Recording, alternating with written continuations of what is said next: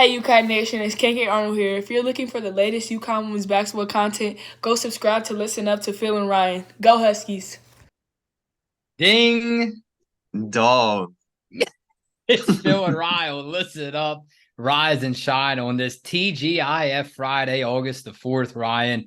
And you know what? They asked for it and they got it. We try our best to keep up with our requests from our subscribers. And they wanted us to get down into some deep WNBA talk. Now, it might not be that deep, but we will touch on every player that's currently in the WNBA that attended UConn. And first up on the list, none other than Dorka Juhasz, Ryan. And by the way, now that we're on the topic of the WNBA, let's see what Ryan has to say about this. I woke up this morning. WNBA is out in full force to congratulate Diana Taurasi on becoming the first player to reach 10,000 career points. The GOAT, that's up for Ryan to decide.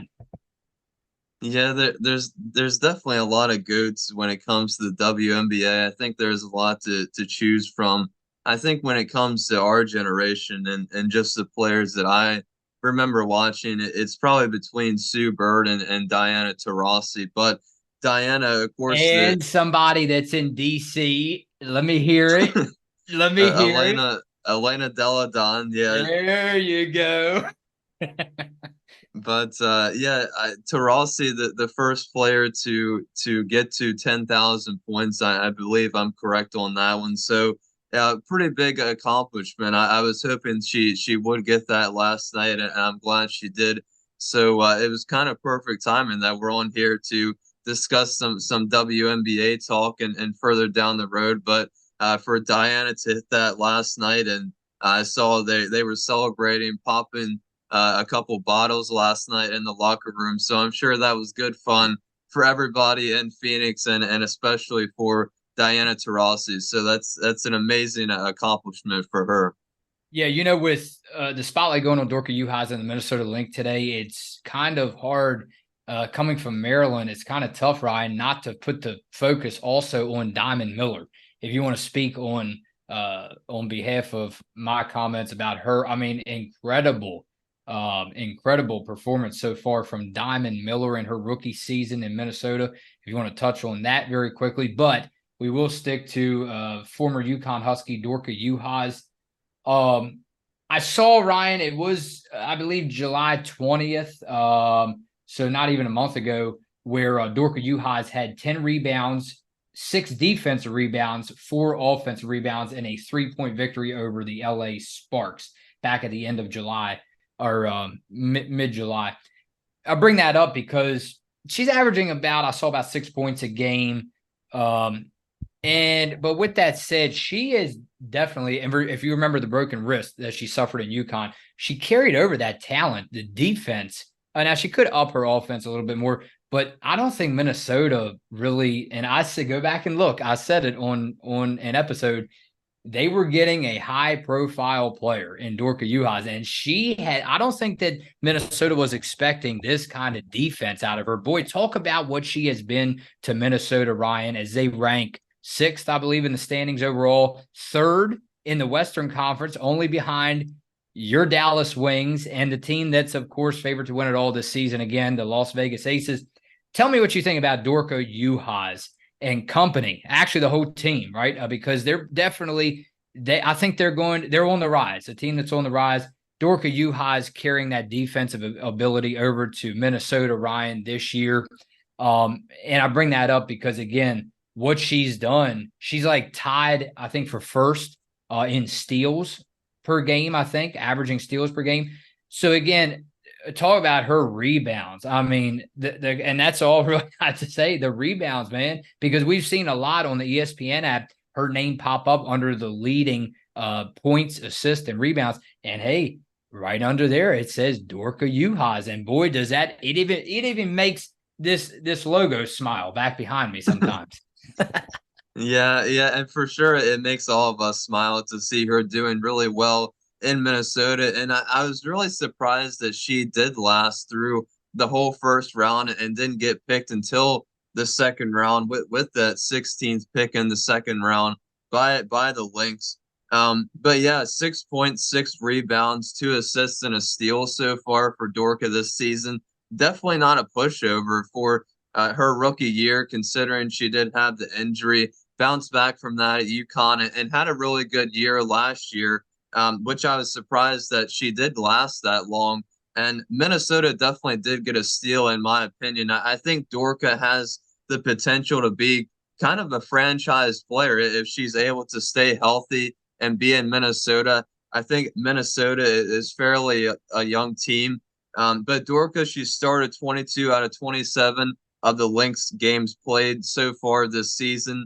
And like you said, sitting sixth position in the whole league, third in the Western Conference. So they're not doing too bad with the 13-14 record, considering the fountain of youth, if you will, that they have on their roster. But just in Dorka's first game, and I think she really hasn't looked back from there. In her first game, she posted a double-double. So I think just from right out of the gates, I think everybody in Minnesota, all the teammates and coaches realized that kind of a special player that they got from UConn, and hopefully all the fans really appreciate what Dorka and the rest of the players have done for the Lynx this season, kind of trying to put them back on the map after Maya Moore's little run that she had in Minnesota. But like I said, Minnesota, a fairly young team, 3 23-year-old players. Emily Engstler is one of those players. The other one, of course, Diamond Miller, the second pick in the whole entire draft,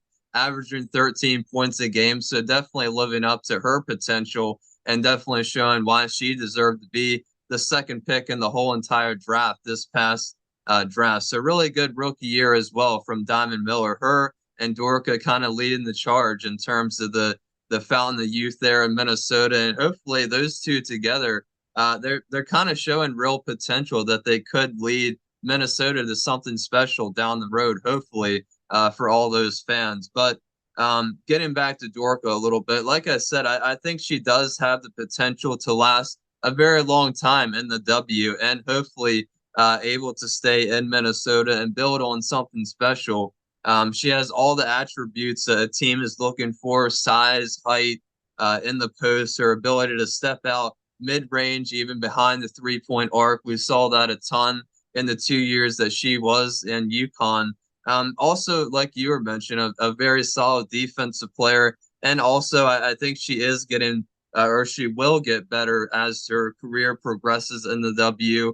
And I think she can really only go up from here.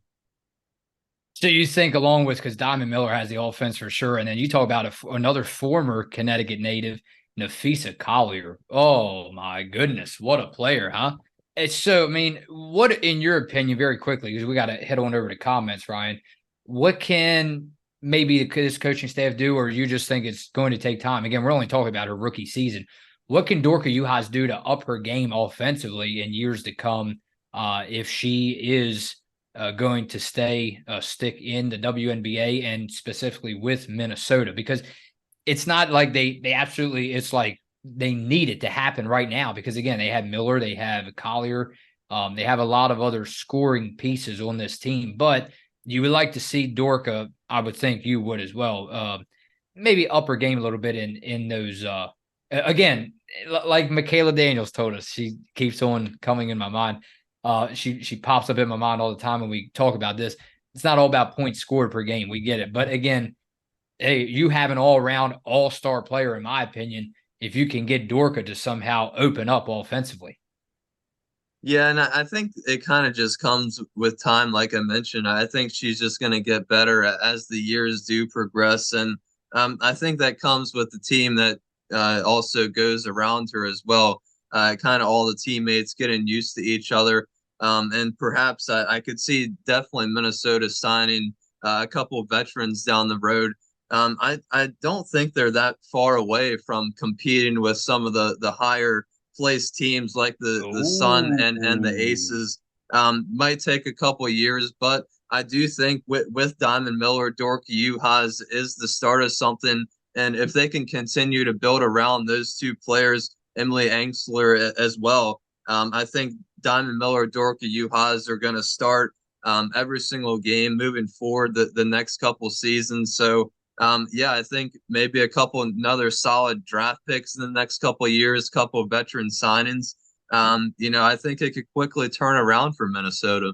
Sounds like you need to purchase tickets to a Minnesota Lynx game.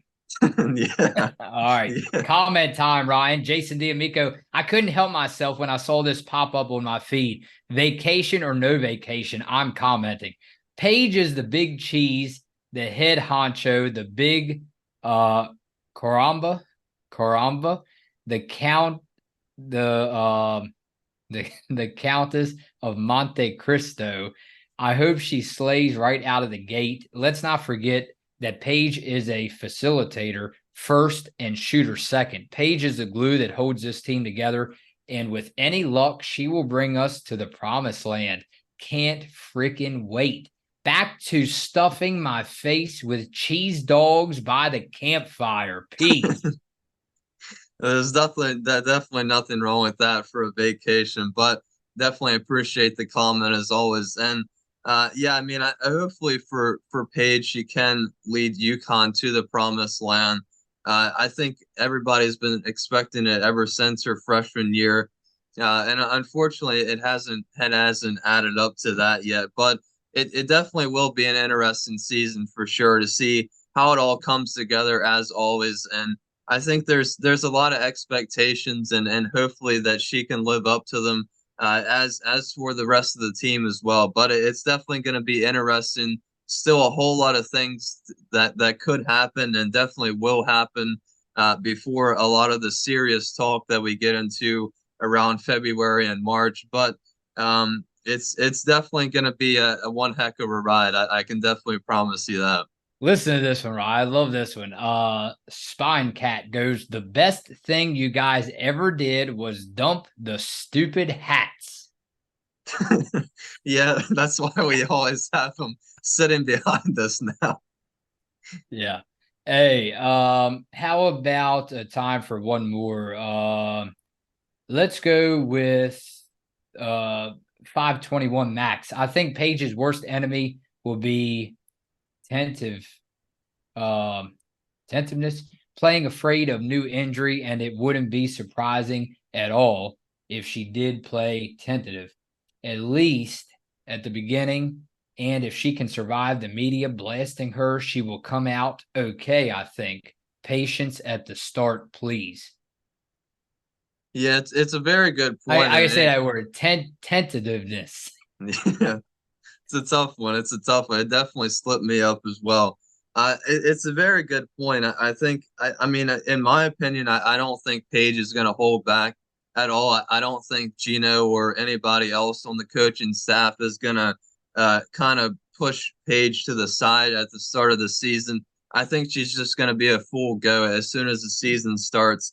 I don't think she's going to be on a minutes restriction or coming off the bench. I fully expect her to be in the starting lineup, seeing about 30 minutes a game right off the gates. And we can do from then is just hope and pray that she did fully recover from the injury and nothing serious happens after that as the season goes along. So yeah, I mean, we're certainly all hoping for the best, but I think, her mindset, in my opinion, should be pretty good, but we never know what's happening behind the scenes sometimes. So hopefully she is able to recover from her injury mentally as well. This is a perfect one to cap off this episode. How about Stevie Kinsey, Ryan? If Paige gets National Player of the Year this coming season, it would be the greatest comeback in college basketball history. It may be the greatest comeback regardless whether she gets National Player of the Year or not. This team will be back at the championship without a doubt as long as Paige is on the floor. She is elite. I can definitely get down with that, and I think that's what we're all hoping. But like I said, there's a lot of things that could happen before that, and I think it could very well be one of the best comebacks if she does get Player of the Year, and if the UConn does make it to the championship and finish the job and win it this time. Next up for the Minnesota Lynx, Dorka Juhasz. It is a tough test, Ryan. It is actually tonight at 8 o'clock. Make sure you catch that game, Ryan, and everyone. New York Liberty, Minnesota Lynx. Should be a very close game, a tough game. Can't wait to see Diamond Miller, Dorka Juhasz and company going up against Brianna Stewart and the New York Liberty. Phil and Rye on a Friday, Ryan. I'll be back with you on Monday right here on Listen Up.